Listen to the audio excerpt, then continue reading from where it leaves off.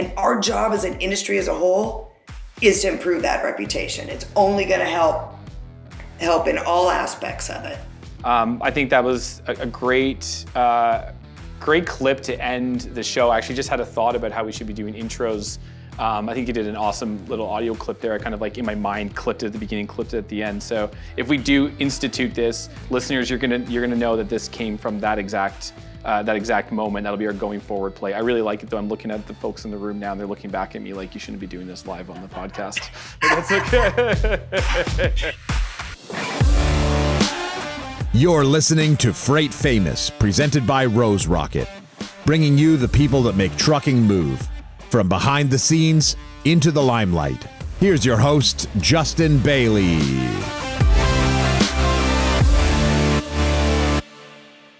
Hi everyone, welcome to Freight Famous, a podcast brought to you by Rose Rocket from the lovely Rose Rocket Studios in downtown Toronto.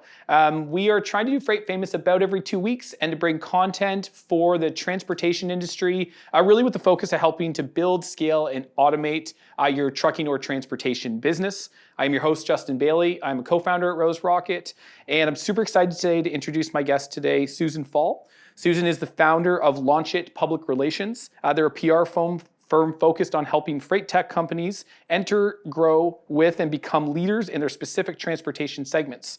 She's a founding member of the Women in Trucking Association and has served on the board of Truck Writers of North America, the Professional Truck Driving Institute, Trucker Buddy, a trustee for the Truckload Carriers Association Scholarship Fund, and is an active member of the TCA and American Trucking Association's Communications and Image Policy Committees. Welcome, Susan. Bio-wise, you are a boss. Thank you for being here today. You sound super busy, but we were actually talking before you came on. Based on this bio, someone who obviously is very integrated in the industry, and it sounds like you really care. So about this space. So thanks for taking some time to be here with us today. Sure. My pleasure. Okay, cool. I love talking trucking. Okay, great. Well, that's what we're going to do. So maybe some background just on you. I kind of read the quick bio there, but maybe some more, granular, conversational, how you got here and, how LaunchIt PR became. Sure. So I got here in 93 with a little company by the name of Qualcomm that hired me to explain to the media as well as the trucking industry what GPS was. So that's where I got my start. And it was, in the days where the word telematics was just becoming a word. We were the pioneers, and I handled the PR for them. And so I spent first couple years of my career really with quite a bit, explaining GPS, but also explaining and dispelling Big Brother, all the things that came along with technology. Sure. And, in that time frame, so I was 8 years with Qualcomm. We saw a lot happen in that. I still look back to trade shows back then. We still had trucks and tires and parts and equipment in the floor. And there was, Highway Master at the time, Omnitrax, a couple of tech companies. That all has obviously changed. But in that 8-year period, just about anyone who had a GPS product thought that they could be in trucking. I can do this. And I watched a couple of things happen. One, a ton of companies go out of business. But two, a ton of companies that really damaged the trucking industry. They invested in this product. A good sales guy came in and sold them this product that wasn't right for trucking. As you well know, this is not an off-the-shelf industry. It is complex. It is not your typical sales situation as other industries. So after witnessing that for a while, in 2000, I started LaunchIt, really with the intention of helping these tech companies really not only get into the industry, but help them understand the industry, help them know if their product is even right for the industry and what segment they should be in. And it was really started with the intention of we'd stay with them for 6 months, teach them, and then be gone. I still have one of my original clients.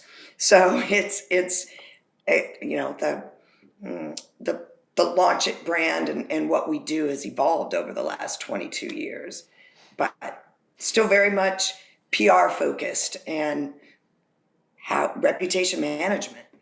I think it's a really interesting point that you make around the trucking industry isn't.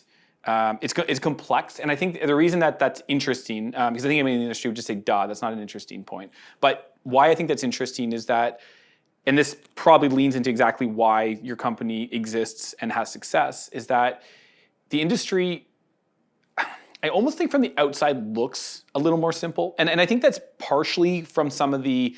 And we'll get into this, I think, today, is some of the image of the trucking industry. And I think that is changing nicely. And I think you and companies like you and people like you are making a good contribution to move the image. But it's a big task, and it's a massive image, and it's well supplanted in the minds and the culture. So it's a journey, to say the least. I would say, to flip it from what people think it is to what it kind of actually is.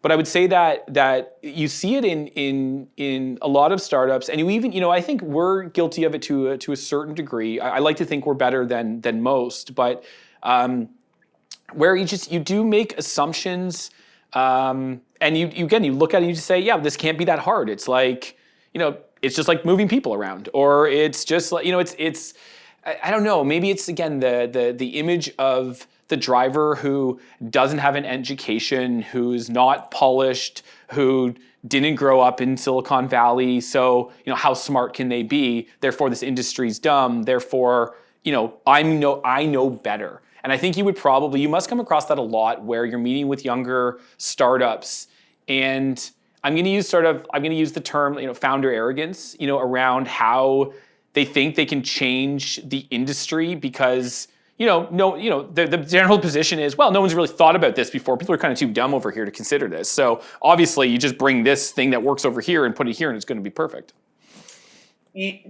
One of the first things I say when I meet with a company is, trucking company owners are some of the smartest people I've been around. Their operating margins are minimal. You've got to be smart. You've got to figure it out.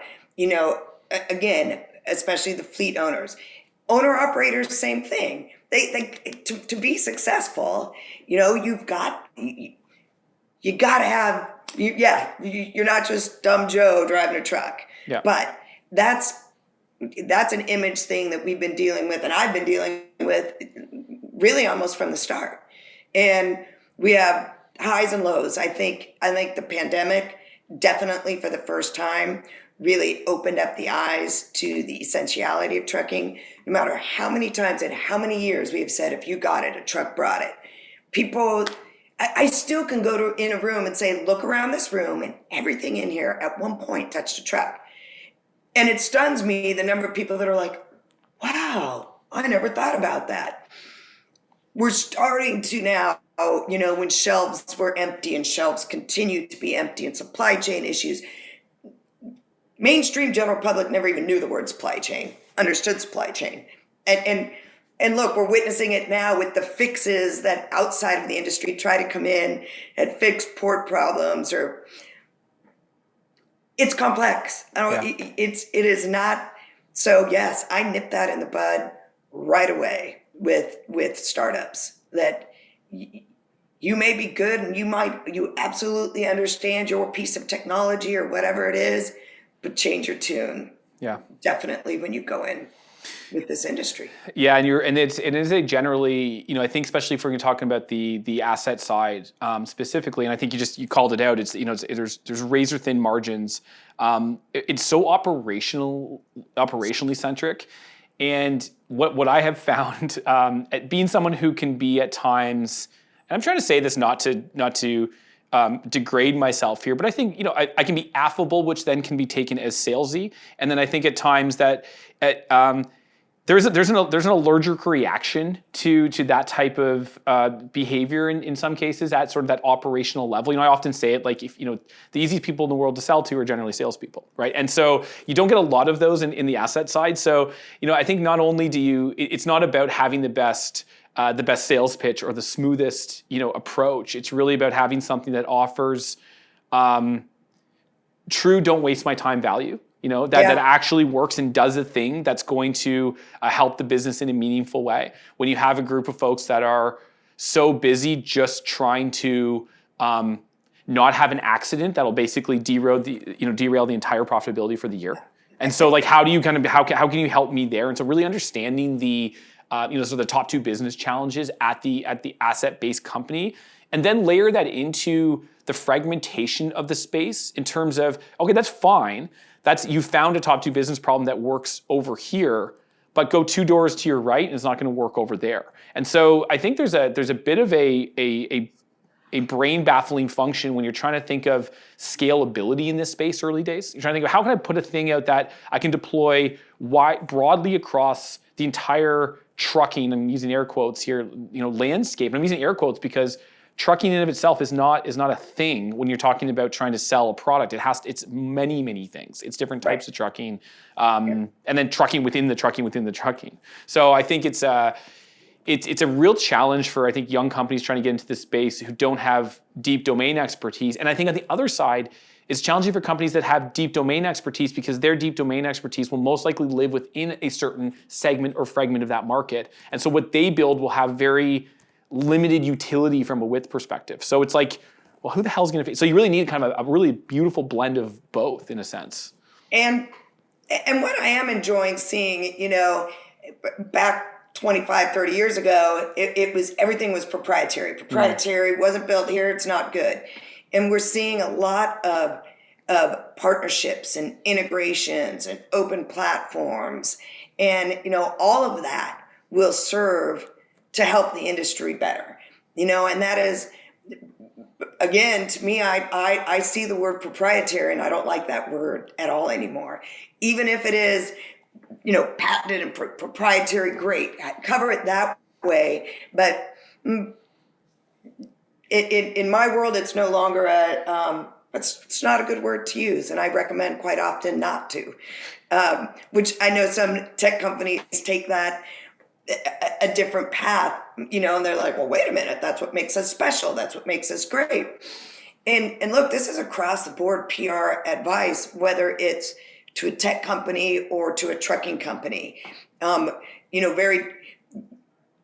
want to be open. We like the word, transparent and visible. And those are the things that we like across the board. You throw that word proprietary in there. And anyway, I kind of went down a rabbit hole with that. That's okay. No, because I'll pull the thread a bit on that one. I think in that end, it's I think, and this is to your point, so even if it's a net neutral statement, I'm trying to think of as a buyer, like, why do I care? Like, quite frankly, like, I don't understand, like, and on the flip side, and I think this is maybe, with hardware, I can certainly see where you can have proprietary things, but newsflash, anything you're building in software is the componentry of other pieces of software now. You're not writing code from scratch. You're using libraries and open source, and that's how software is just. And I'll say this from someone who has a fairly large piece of software. As a business, it is made up of dozens of other pieces of software. I mean, we don't have a single piece of registered IP. I mean, we wouldn't even bother trying to think about doing that. I don't understand that. That's just not in today's, the advantage of a lot of, cloud infrastructure, cloud native type softwares is the utilization of other things that have been built already. They're off the shelf that you can you'd be insane to try to build this stuff yourself at this point. You wouldn't get very far and you wouldn't go very fast. So I'll double down with you on that. So if you're not getting through to people on that, we can get me on a phone call. We'll go at them together. Just no problem on that one. So let's do this because I think there's it's somewhat obvious to me because I have had to actually we've engaged with a PR company in the past for various reasons for short periods of time. I think it was I don't even remember what exactly it was. It was a particular project, I think, at one point. But what does a PR company do? Just for those maybe listening who kind of maybe conflate it with marketing and brand, and it does kind of get a little bit mushy in the middle there. So let's help everyone understand what PR actually is. Sure. So I look at PR as it's earned media. So you earned the attention. You're not paying for the attention. You're not distributing it in a direct mailer. You're not throwing it out on social media. You earned it through your reputation and through your actions.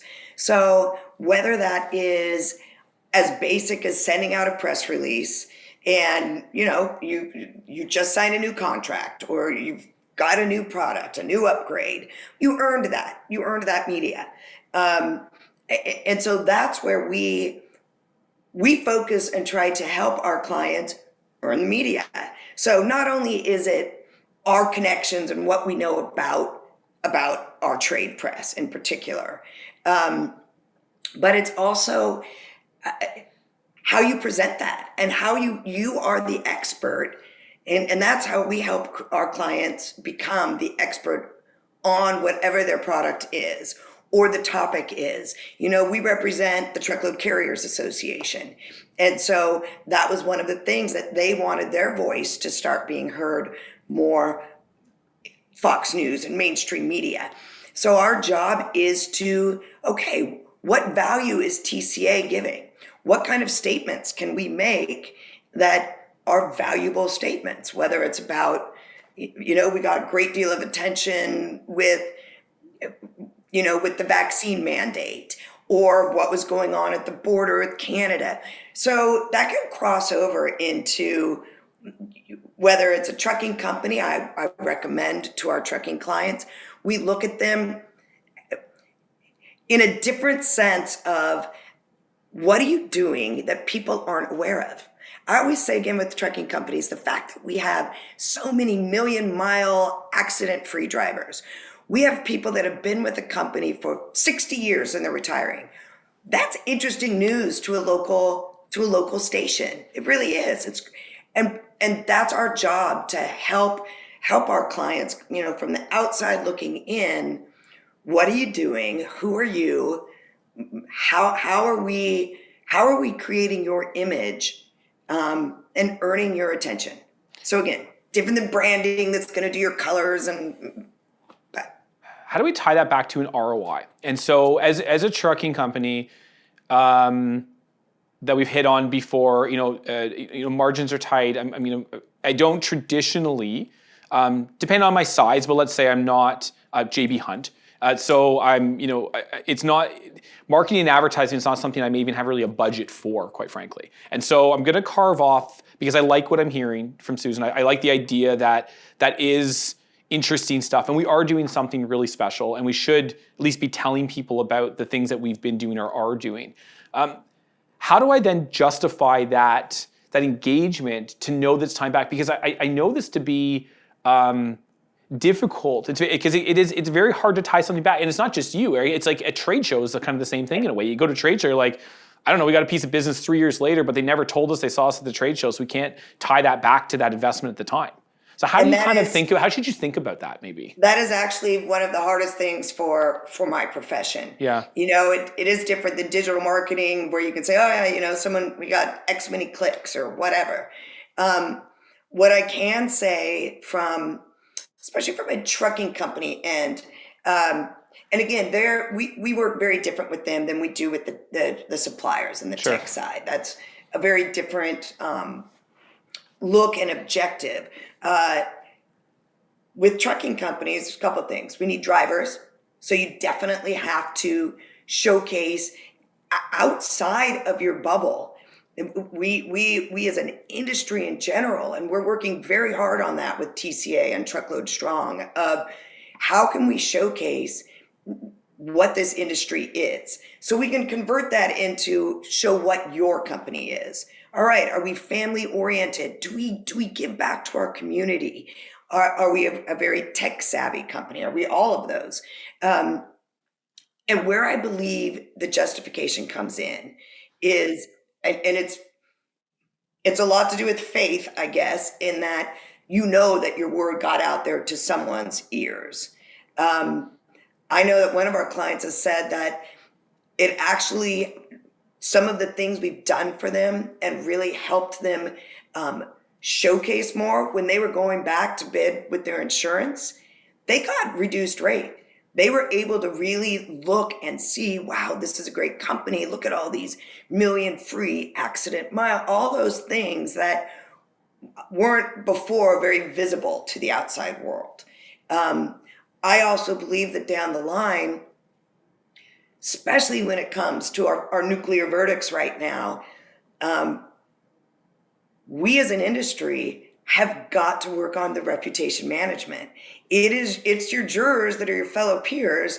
And if in their community, they've been saying, wow, I can't believe this was a Joe's trucking driver. Man, they're such a good company. They do this, this, and this. Those are all parts of, again, reputation management and PR, public perception. And you can draw those and steer them the way. If it's to get more drivers, then we're going to steer a very different kind of campaign than if it's, a general, feel good campaign, whatever. Yeah, no, I think that's a great. You've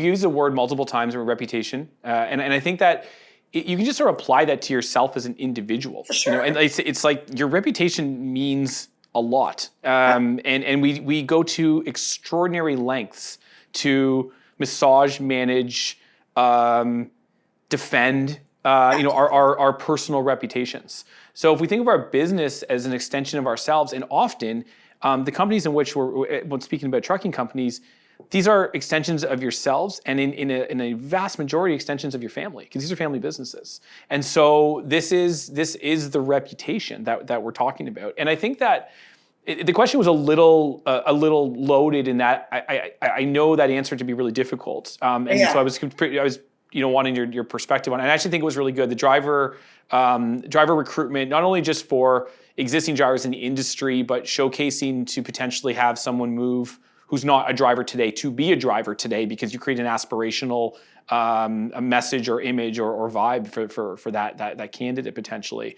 I think that's got some really interesting application and somewhat of a throughput in terms of it's been a lot easier and better for us to attract and retain drivers, not retain so much, but attract drivers since we've been doing PR. So there would be, there could be a throughput in that type of model, but I think overall there does have to be a little bit of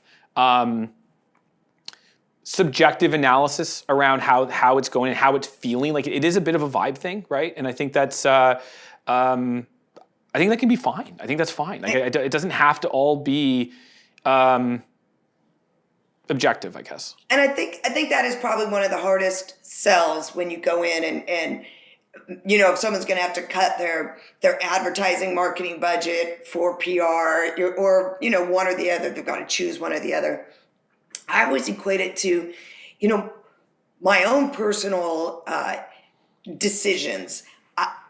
If I read an article about from a neutral source, although those are hard to find anymore nowadays with all the hidden sponsored content stuff. But fake news, Susan. Fake news. We know how to get through that. But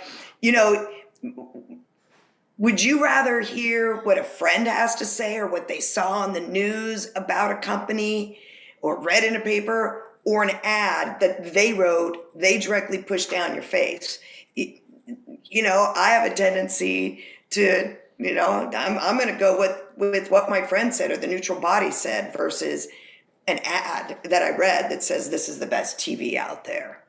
Yeah, and I think there's also this, I think we think of PR as this outward-facing only function, but I think there's a very interesting, and it's something that's been really thematic in a lot of the conversations I've been having, whether on this podcast or otherwise over the last few months, is this building where I'm seeing this messaging, how it becomes not just out to the customer, but then back into your employees, but then also back into even potentially vendors. So you think of someone like third-party logistics or a freight broker. I mean, they have really a two-sided selling process. They've got to find freight, and then they've got to find assets. Yeah. And so having a reputation, you want to talk about reputation management, right? Like brokers, that's a thing unto itself, right? That reputation even is that's a tough reputation that's out there. And so how do you kind of, as in that business, think about trying to manage your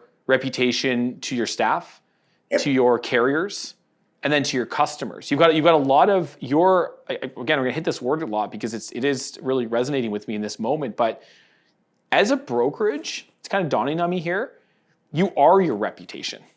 That is your business, but you don't own any assets. You don't have your trucks. You're not getting 1,000 miles or 1,000,000 miles out of anybody. You're not building something. You're an intermediary in the transaction of transportation. You will win and lose largely on, some of your ability, your technology, all of the things, fine. But your reputation's up there in that list in terms of what makes you an effective business upstream, downstream, and instream. 100%. We start, when we sign a new client, we first start internal with their internal culture. Yeah. And truly first ask, we usually ask upper management to describe your company, describe your product. And it is shocking that you would think a lot of times they'd all be in sync, and they're not. And when they're not, which is probably 80% of the time, we'll spend the first several weeks, month, working on who are you? Who are you? What is your company? What is your culture? And then once we establish that, we will work on helping them internally communicate. Look, it's internal, especially now with our employee situation, and it's not just a driver situation; it's across the board employees. Your internal reputation is more important. It is more important right now because you've got to get everyone on board with, who you are, how you convey yourself, your pride, all of that. And again, I think that is done through these, again, public relations moves. A lot of times companies, we all donate to charities, we do unique things, but you don't talk about it. You just do it. Well, let's talk about it, and if you're not doing that, then let's do it. Yeah, I'm sort of putting myself in we've been through those exercises. And it's really interesting because I think about it. My initial reaction was, oh God, that's so much work. Like it's so, when you kind of step in and it's like, okay, let's bring everybody into the room and here's Susan and let's go. And she starts asking some hard questions and you look around and you're like, shit, we don't have alignment here. We're not telling the same stories. What do you mean that's what you think we do? It's not what, and it's like, oh man, it's almost like in some ways you avoid these things not because you don't think they need to be done. It's the undertaking of what's actually waiting for you after this meeting, this engagement, this thought exercise, this whatever it is just, it's a lot. You said it takes weeks and you said quickly or sometimes months. Going through it before, you may get your first iteration in weeks, but it does take months normally. And I say this in the sense of when you come out the other side, you are inherently and absolutely better for it. And you can point in the same direction and business will improve. But the work is real, but it has to be done.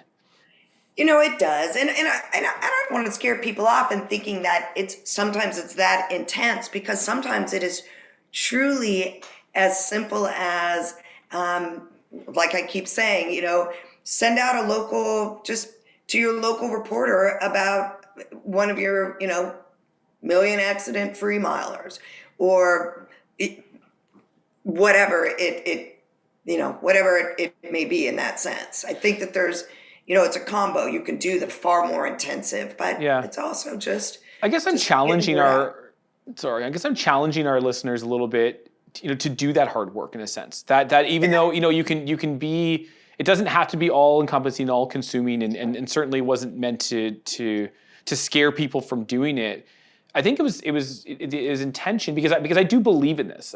Just to be very clear, like I'm an advocate for this type of work. I'm an advocate for bringing your business to this type of level, because I think that as we the group of people that are listening to this podcast are generally small to mid-sized organizations, and they don't have all of the resources at their disposal to compete with the super large companies in almost every category. But there are certain things that you can do that are relatively cost effective to make very large changes, and in fact outcompete some of those big companies. Because I guarantee you take a 5,000 person organization, you say, we're going to take all the top leaders, I don't know how many, so what, 350 people, 500 people into a room and say, we're going to now get coordination and sharpen the spear and go forward and create a culture alignment in that group. That's a $10 million exercise, in Barbados over the course of a month. I mean, it's an impossible standard. Yeah. So you as a small organization, although it's a lot of work with 20, 100 people, whatever that may be, you can make great progress comparatively speaking. And I think when you have a business that is aligned and rowing at the same time in the same direction, and there's knowledge that everybody knows that everybody's doing that. Right now it's an assumption. I assume that person over there is rowing in the same direction in the same way, but let's get it out and see. So it can be simpler, and in some cases that's probably the right protocol, but it's this will not go away. The need to align the mission, the values, the brand, and again, you will be. If we are here to help, if the whole part of the intro of the podcast, we're here to help build and scale trucking companies. Without this in place, you can't do it. So I'd be doing a disservice to the listening audience if I wasn't saying you got to friggin' do this. Look, and my favorite, you're 100% right, and I think that's why. And I've represented everything from very large companies to small companies, startups. My favorite is when we get to them early in that startup phase. I've gotten to the point we used to, and people will come for PR after the product is done, after they're all ready and they're ready to launch. I like to get to them even earlier. I really do. When they're still in, that product development, they've got the idea, they know where they're going, but we can help shape just everything, not only about, again, what we were talking about earlier, the technicalities of which segments to be in, and, maybe you engineers think this is really cool, but the reality is trucking doesn't need it or already had, whatever it is. But you can also get into them early enough with who do you want to be when you grow up? What is your culture? Who are you? And if management is aligned from the start with a 5-person operation or whatever it is, you don't have to go through that drill when you become the 1,000-person company. And that's, I think, again, and I know a lot of times, they're bootstrapped and there's all those financial decisions you have to make. PR is usually at the very bottom of that list, if even on that list. And, I would argue it should be much further up the chain. Yeah. So on that note, what are some tips, that you can give to some companies that might be needed to do just, what can they do to get themselves started in the absence of working with Susan? What are maybe some quick little, bullets for people to start thinking about, just so they can, I like to say, you can start thinking about PR. So what are some of those maybe first tips and first steps they can take? That's a good question. And it really depends upon, is it a product? Is it a service? Let's be a trucking company. So let's do that actually. Trucking company? Yeah, let's be a trucking company, or let's be a transportation provider. So let's be a trucking company or a broker. We'll stay kind of away from the vendor side, right, for this topic. So, a lot of times obviously first step, all right, budget. Where in, because somewhere in your budget, you obviously have your biz dev and that end, but okay, do you have your sales and marketing? That's kind of a first step of, okay, let's figure that out. But then from a basic PR, especially an external, again, what things are you doing within your company that need to be shared or is happening with your company? And that can be like I was saying earlier, I keep saying this 1,000,000 accident-free mile thing. That's easy. That's an easy basic. You find your local newspapers, Because it's really, you're not going to get national news coverage. Don't think you're going to get Wall Street Journal, but your local paper, absolutely. Highway Angel is one of my favorite programs, and we have so many rescues and good deeds that our drivers are doing every day. We probably get 10 applications a month, easy, for Highway Angels at TCA. Your organization, you can share those stories. So really, I guess that would be my first, is looking within what your company is doing, and share that and get it out of your bubble. We have this tendency to, we're going to share it on our company Facebook page. No, get your employees to share it on their personal Facebook pages. That's how it gets out of our bubble. It's a constant. I am big on LinkedIn, and all these kudos that we do to each other. But we all know that trucking is great. We all know we're essential. We all know the ins and outs of trucking. It's everyone else that doesn't. So that really is my constant push that I try to, instill within our clients. I really like the outside of the bubble. I really like the idea that, and I think that's a really important call out, and I want to just double down on that in here, because it's a great point. Because when you think about how this stuff is usually done, it is in a bit of an echo chamber in a sense. And so when you can go outside and have people talking about it in outside networks and create, it's a mild network effect, but it really is just advocacy and coming from believable sources, which are the people who are actually experiencing and doing the work. So it becomes credible, if nothing else. And I think that's a really nice thought exercise. And any business can do that. It doesn't require a budget. It just requires thought, and the